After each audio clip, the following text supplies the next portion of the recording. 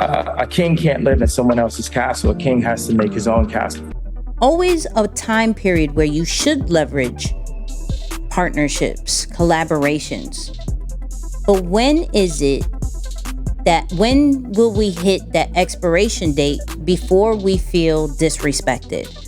Team Kanye is here, aka just me, is Team Kanye. I don't think Moose is Team Kanye. I think he likes Kanye, but I'm Team Kanye.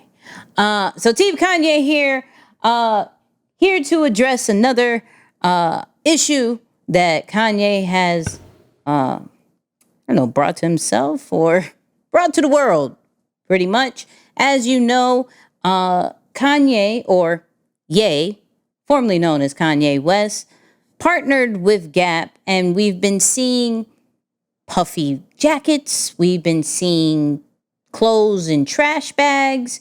We've been seeing doves. We've been seeing a lot of things when it comes to Gap and Ye. Well, in the past couple of weeks or so, there has been some turmoil, and Kanye doesn't seem to be happy with Gap and has reportedly going to terminate the partnership with Gap. And, well, this is his remarks. I'm the king, right? So a king can't live in someone else's castle. A king has to make his own castle. I signed on with them because they had, in the contract, they said they were going to do stores, and they just ignored us about building stores constantly. And sometimes I would talk to the guys, the heads up, the leaders, and it would just be like I was on mute or something. So, not to bring this up more on a updated situation, more on a leveraging lesson, right? So, honorable, I can't even say the word, mentioning, you know the word I was trying to say, but nicely mentioned, right? Because I can't talk because it's late now for some reason, for me in my head. 50 Cent also, when we talk about 50 and stars with the whole power and everything that 50 is doing, his deal is done and he is leaving stars, right? So we're looking at two powerhouses with Ye and 50 Cent, and they're leaving. One is terminating, one is completely done with their deal, leaving to possibly do stuff on their own. Now, my thought process of how does this help for our brands and businesses is these two have partnered with huge companies, right? Huge platforms in order to start off their idea, start off their business, right? So when we look at Kanye, Nike, Adidas, Gap, right? He's always partnered with somebody in order to put out whatever fashion idea he has, right? Though he owns Ye and, the Yeezy brand, and that has been doing amazing, it is always still backed by a big company.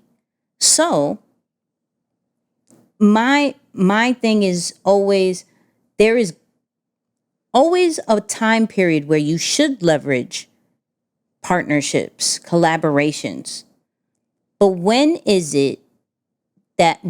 will we hit that expiration date before we feel disrespected, before we feel devalued, before it gets a little bit too much and it becomes ugly and drama, right? More with Kanye than 50. I think 50 has of course been petty and stabbed certain things about stars, but it hasn't been to where, the level of Kanye normally does. And even Kanye in this interview that I didn't cut up was that he may be leaving Adidas as well.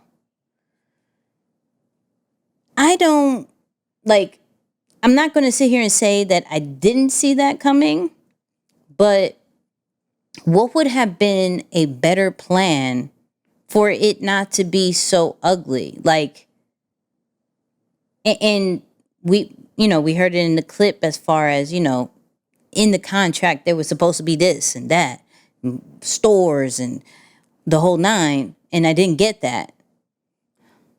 But when you first saw that, couldn't that have been handled? Couldn't you realize that this may not be the partnership that I was expecting? Because you left Nike for almost the same thing, where it was like, I was hoping I would have more inventory. I was hoping that it would be less price. It wouldn't be so limited. And you left Nike. But now we're going through the same things. Same things with Adidas. When should we leverage? When should we not? When should we leave? When should we stay? Yeah. I mean, I think, nothing to do with Kanye, but let's just talk about the actual tactics and the strategy behind this all. When you're in a relationship like this or a partnership like this, and you've been at it for quite some time, the first thing that you really are going to acquire is experience, right? Especially depending on what the work style is. But I know that if you think about being able to work with someone who is the best in the world, you obviously want to work as close with them as possible to figure out what are their insider moves or what are their ways of doing things, their methods, their process, their system, whatever, that allows them to fulfill a brand or carry out a business at such a global scale. I mean, they're absolutely dominant. Now, I've said this multiple times, and I probably sound even mean for saying it, but I do think that we tend to lean more on the creative side than some of the boring things, or at least just caring or valuing things like fulfillment, shipping, right? That vertical integration part of the business that has nothing to do with the creative, the thing that goes in front of the customers or the clients most often, right? There's a lot of stuff that happens on the back end.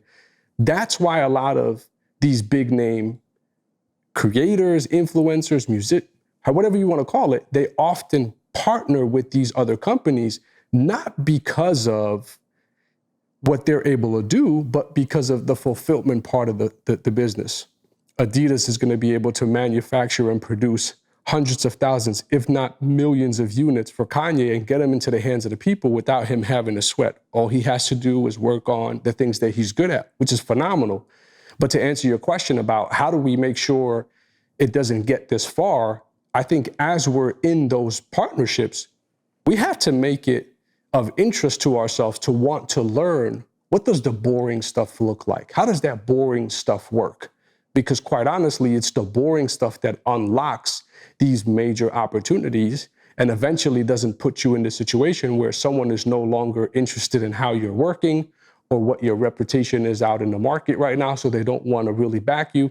They might steal your designs. They might do all of these other things. Well, in my opinion, it's always, hey, how can you learn the boring stuff and start to implement that, or at least get some insight on it? Because until you have that down packed, it's going to be very difficult. And quite honestly, I think that's the difference between Tyler Perry and a lot of other creative entrepreneurs who are phenomenal, have dominated the space. But Tyler is probably one of the most vertically integrated businesses who does creative, but he also understands the back end and the fulfillment part of it very, very well. And he's constantly investing to build his production house and what he's able to deliver on. So now he's not under someone else's, say, muscle, or you got to be on their good side so that you don't get taken advantage of.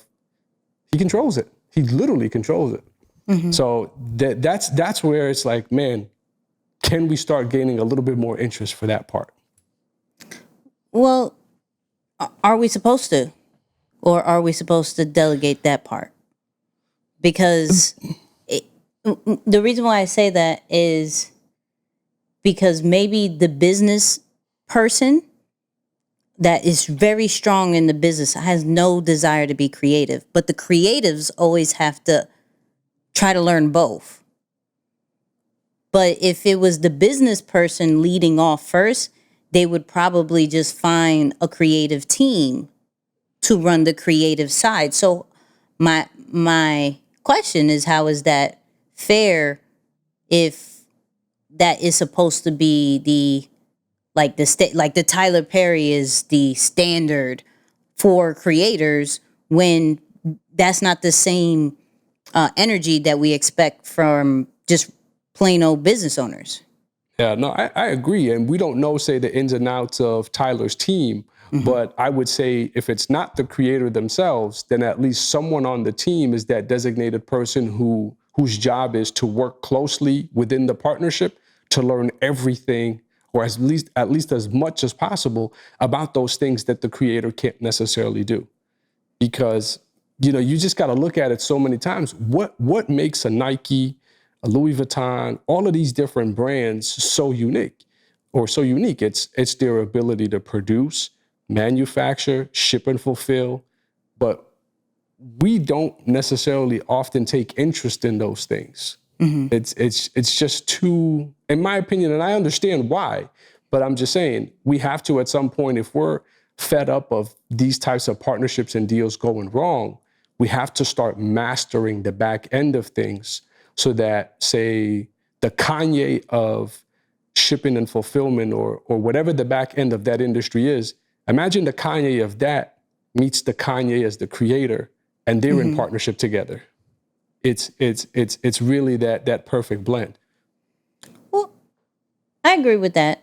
I just think that when it's you versus a company, and you are bringing in the idea, the line, that Gap is Gap, Adidas is Adidas, but I'm bringing in this SKU, right? I'm bringing in this collection.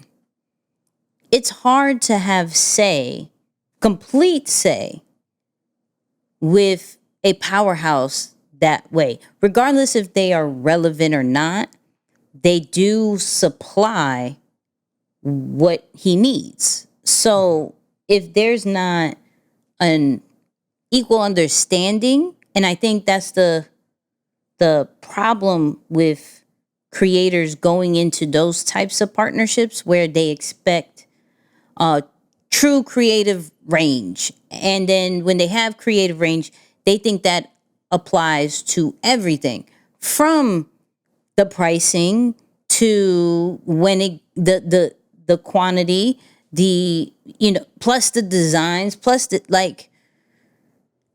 what does having creative control truly mean? Because that plays a role. Because now you're saying, I'm coming in and I'm running your whole business. And I don't think a partnership truly works out like that. Maybe as your, of course, your influence and your celebrity status probably gives you more power than the average regular smegular who may be coming in with a collection idea. Absolutely. You know what, let's say, Kanye value is and what Kanye does for a brand. Once Kanye touches something, stock goes up. Indeed. Things sell out. We know the true value of Kanye. Do I believe he needs a big company? No, I don't. I think if he wanted to do it on his own, have some shops, have a strong online situation like he's been, I think that's fine. I think he has enough money. I'm not in this man's pockets, but I believe he would have enough to run to then flip it to do more, right? It's a struggle for me to see some of the top creators go into a platform or a company and then get disappointed because they're not doing it the way they wanted to. But this is be honest, like, yes, you make a lot of money. Absolutely. Yes, the value is there. But you truly, at this point, don't need it anymore. You could have stopped at Adidas. Like, truly could have stopped at Adidas. Boom. I see what my sneakers are doing. They're selling out each time. The resale value is disgusting. my name has enough influence that if I was to drop a contact lens, it would sell out. Why am I going to Gap? Why am I going to Gap? I don't know. I don't get that. Yeah. No, I agree. And like I said, I'm not even talking about Kanye's situation. I often talk about ourselves as business owners or brand creators, because there's always this perception of what the next person has, you don't have. Right. And so you're attracted to it. You're looking at them and saying, oh, from a distance, man, if only I could be with them. If only I could just be on the same, if only, and you don't realize that everyone has gaps, and it's just as much good, there's probably some bad that's going to be included in there as well. So I agree with the concept of being able to, even if it's not leveraging, but utilizing the experience to learn. So you do want to get closer, learn, utilize that information. But if you don't want to get burned over the long haul, the only way is to bring it back in-house. I mean, that's just about the only way. Now, there's no guarantee, and you do take on more risk, but it's just, you got to pick your battles. Do I want to take on more risk and have more freedom, or do I want to have less risk, but less freedom? It kind of comes down to that. And for those who are super tied to this construct of having creative freedom, personal freedom, all types of freedom, then I think your only answer is going to be at some point, how do I bring in a lot of these constructs in-house so that I can be vertically integrated and not dependent upon other big brands, big platforms, big companies or partnerships that will eventually have a say in what I can and can't do. That's fair. Yeah. That's fair.